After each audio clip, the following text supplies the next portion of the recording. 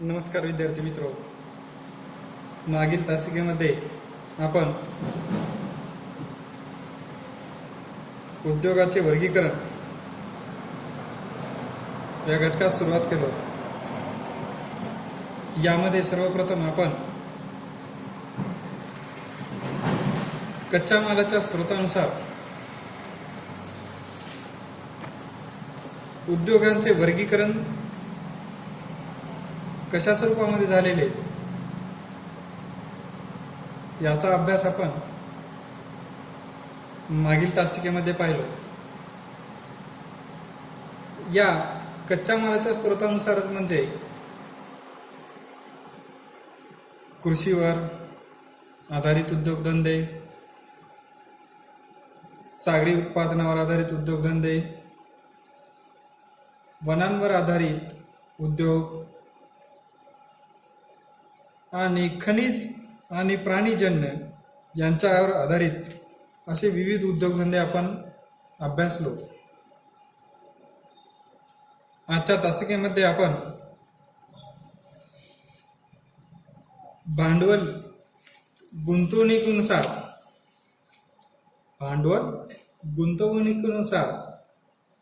केलेल्या उद्योगाचे वर्गीकरण अभ्यासणार आहोत. भांडवल गुंतवणुकीनुसार म्हणल्यानंतर त्या ठिकाणी आपल्याला सरळ लक्षात येते की भांडवल गुंतवून विविध असे उद्योग स्थापन केले जात असलेले आणि या उद्योगाला अनुसरूनच मानवाने द्वितीयक आर्थिक क्रिया याच्यातून उपलब्ध केलेला म्हणतो. एवढेच नव्हे तर याच्यातून मानवाचा आर्थिकही विकास अधिक होत जात असलेला म्हणतो.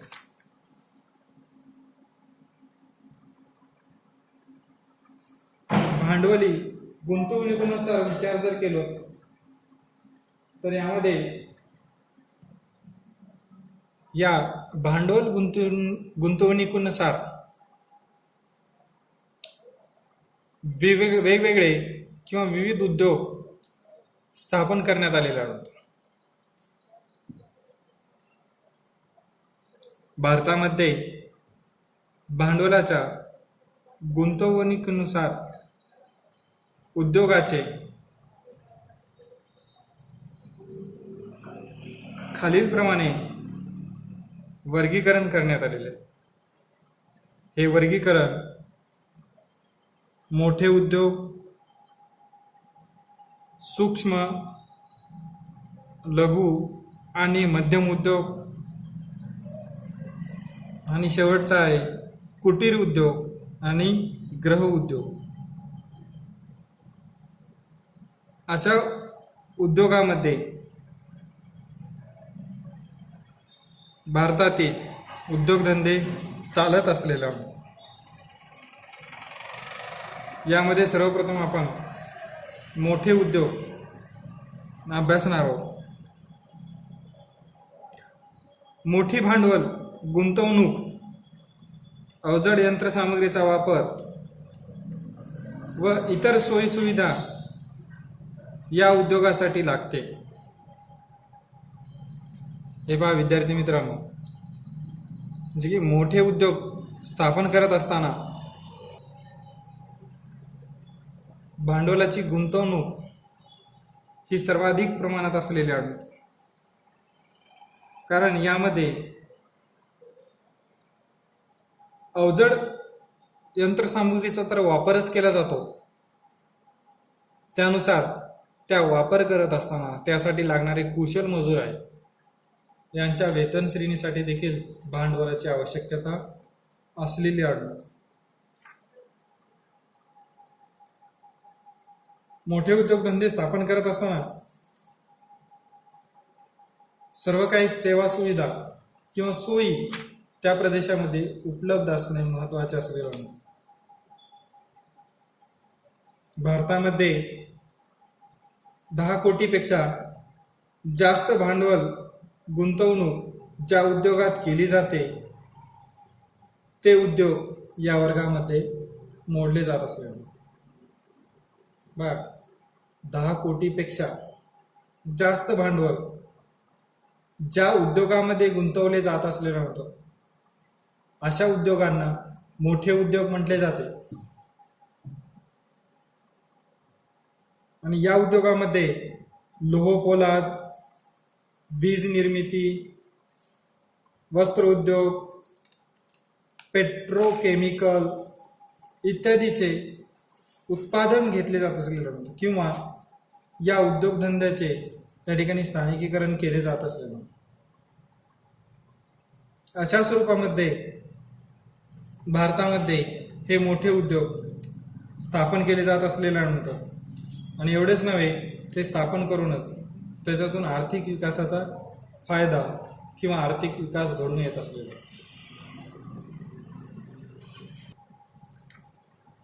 यानंतर आहे दुसरा सूक्ष्म, लघु आणि मध्यम उद्योग. भारतात सूक्ष्म, लघु आणि मध्यम उद्योग यांची व्याख्या विविध पद्धतीने करण्यात आलेली आहे. सूक्ष्म, लघु आणि मध्यम हे जे उद्योग आहेत हे स्थापन करत असताना त्याचे वेगवेगळे गटामध्ये वर्गीकरण करण्यात आलेलं आहे. म्हणजेच सूक्ष्म उद्योगामध्ये जर विचार केला तर यामध्ये 25 लाखापेक्षा कमी भांडवली गुंतवणूक असणारे उद्योग स्थापन केले जात असलेले आढळते. म्हणजेच 25 लाखापेक्षा कमी खर्च असणारे हे उद्योग असलेले आढळते. याच्यामध्ये यंत्राचा आणि अवजाराचा वापर करत असताना गरजेनुसारच त्या ठिकाणी त्याचे भांडवल गुंतवले जात असलेले आढळते. स्थानिक गरजा भागवणारे विविध उद्योग या उद्योगामध्ये स्थापन केले जात असलेले आढळतात. या उद्योगात उपकरणातील जे काही भांडवल गुंतवणूक आहे ते भांडवल गुंतवणूक हे 10 लाखापेक्षा जास्त असत नाही. या सूक्ष्म उद्योगामध्ये प्लास्टिक, दुग्ध प्रक्रिया अशा स्थानिक गरजा भागवणारे उद्योग स्थापन केले जात असलेले. उदाहरणार्थ याच्यामध्ये जर सांगायचं असेल तर दूध डेअरी असेल किंवा जर पाहिलं तर दूध उत्पादक कारखाने असतील. या प्रदेशामध्ये जे उद्योगधंदे स्थापन केले जात असल्याने अशा स्वरूपाचे उद्योग, स्थानिक उद्योग येथे स्थापन केले जात असलेले होते. याच्यामध्ये पेन उत्पादक असेल किंवा कापड उत्पादक असेल, वेगळं प्रदेशानिहाय हे सूक्ष्म उद्योग असलेला होते. अशा स्वरूपातून त्या ठिकाणी जे की हे उद्योगधंदे स्थापन केले जात असलेले. यानंतर आहे लघु उद्योग. लघु उद्योगामध्ये 25 लाख ते 5 कोटी पर्यंत 25 लाख ते 5 कोटी पर्यंत भांडवल गुंतवले जात असलेलं आहे. या उद्योगामध्ये जर पाहायला गेल्यानंतर त्या ठिकाणी 10 लाखापेक्षा जास्त परंतु 2 कोटीपेक्षा कमी खर्च असणाऱ्या जे उपकरणातील भांडवलाची गुंतवणूक केली जाते. काय सांगितलं ना, यामध्ये हे लघु उद्योगाच्या बाबतीत जर विचार केला तर 25 लाख ते 5 कोटीपर्यंत याच्यामध्ये भांडवल गुंतवली जात असलेलं नव्हतं. हे भांडवल गुंतवली जात असताना त्याच्यामध्ये उपकरणासाठी 10 लाखापेक्षा जास्त आणि 2 कोटीपेक्षा कमी खर्च केले जात असलेलं. या प्रकारच्या लघु उद्योगामध्ये बाटली, लहान खेळणी, कागद निर्मिती इत्यादी उद्योग स्थापन केले जात असलेले होते. म्हणजेच मानवाच्या दैनंदिन वापराच्या अनेक विविध वस्तू याच्यातून निर्माण केले जात असलेले होते. या लघु उद्योगातूनच जे की मानवाच्या दैनंदिन वापराच्या जे काही अनेक विविध वस्तू आहेत या वस्तूंचं उत्पादन लघु उद्योगामध्ये घेतले जात असलेले आढळते. यानंतर आहे मध्यम उद्योग. मध्यम उद्योगामध्ये 5 ते 10 कोटी पर्यंत 5 ते 10 कोटी पर्यंत भांडवल गुंतवले जात असलेले म्हणजे 5 कोटीपेक्षा जास्त आणि 10 कोटीपेक्षा कमी इतके त्या ठिकाणी भांडवल याच्यामध्ये जे की मध्यम उद्योगामध्ये गुंतवले जात असलेले आहे. या मध्यम उद्योगात लागणारे जे उपकरणे आहेत किंवा अवजारे किंवा यंत्रसामुग्री आहेत त्यासाठी लागणारा खर्च हे 2 कोटीपेक्षा जास्त परंतु 5 कोटीपेक्षा कमी एवढ्याच प्रमाणात त्या ठिकाणी त्याचे भांडवल गुंतवणूक हे यंत्रसामुग्रीसाठी किंवा उपकरण किंवा अवजारांसाठी केला जात असलेलं. या उद्योगामध्ये जर पाहिल्यानंतर सायकल, दूरदर्शन संच, रेडिओ अशा विविध प्रकारच्या वस्तूची निर्मिती केली जात असलेलं.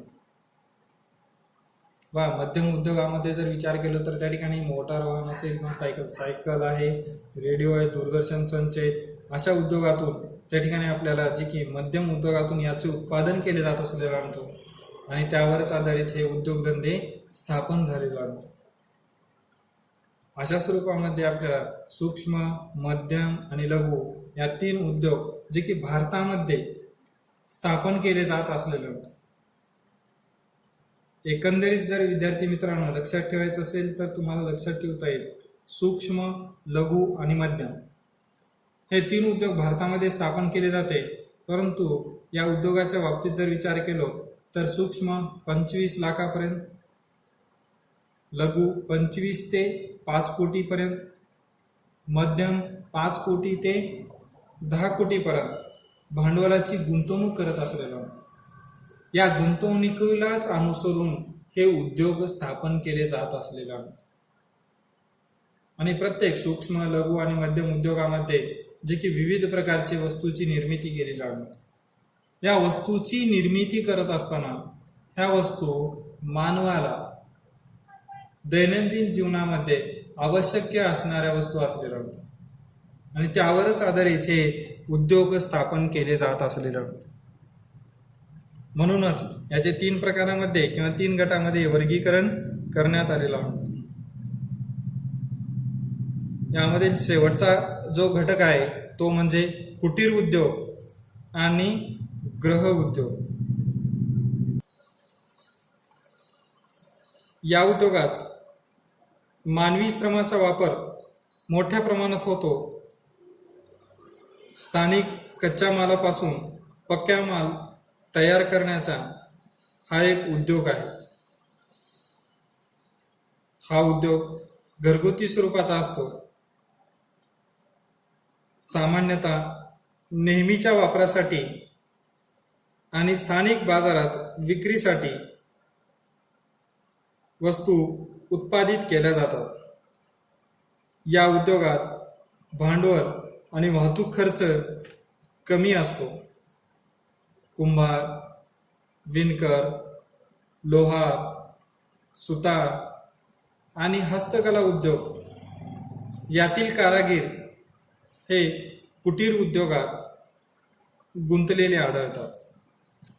बघा, कुटीर उद्योगाच्या बाबतीत किंवा गृह उद्योगाच्या बाबतीत जरी सांगायचं गेलं तर त्या ठिकाणी या उद्योगामध्ये सर्वाधिक मानवी श्रम असलेला आढळतो. मानवावरच आधारित हे कुटीर उद्योग स्थापन केले जात असलेले.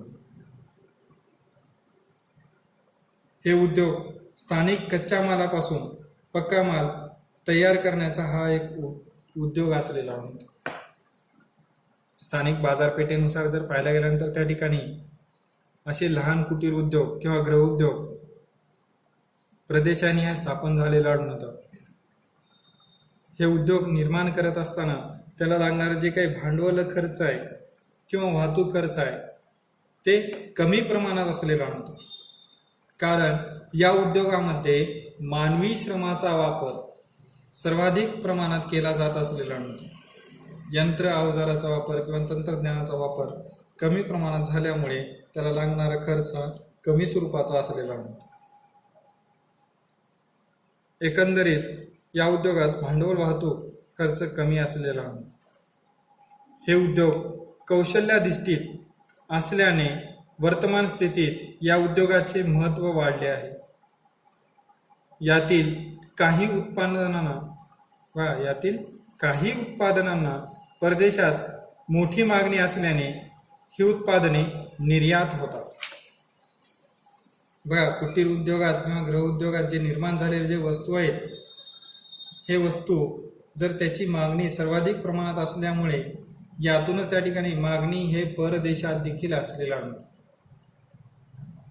याच्यातून उत्पादन होणारे जे काही पदार्थ असेल किंवा वस्तू निर्मिती केलेली असेल तर ते वस्तूची मागणी जर परदेशात होत असेल तर त्याच्यातून होणार जे आर्थिक फायदा आहे ते सर्वाधिक प्रमाणात होत असलेला.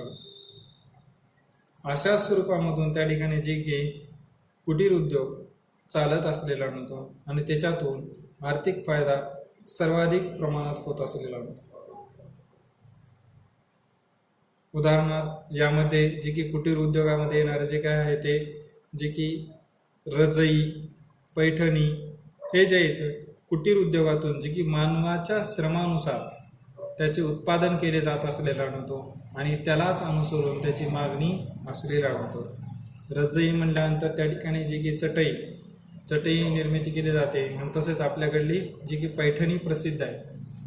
या पैठणीची जी निर्मिती करत असताना त्या ठिकाणी मानवी श्रमाचा वापर सर्वाधिक प्रमाणात झालेला आढळतो आणि यातूनच त्या ठिकाणी त्याचे उत्पादन घेऊन ते वस्तूला मागणी परदेशात असल्यामुळे त्याची निर्यात केली जात असलेला आढळतो आणि ही निर्यात केली जात असल्यामुळे त्याची आर्थिक फायदा त्यातून होणारे जे आर्थिक फायदा आहे सर्वाधिक असलेला आढळतो.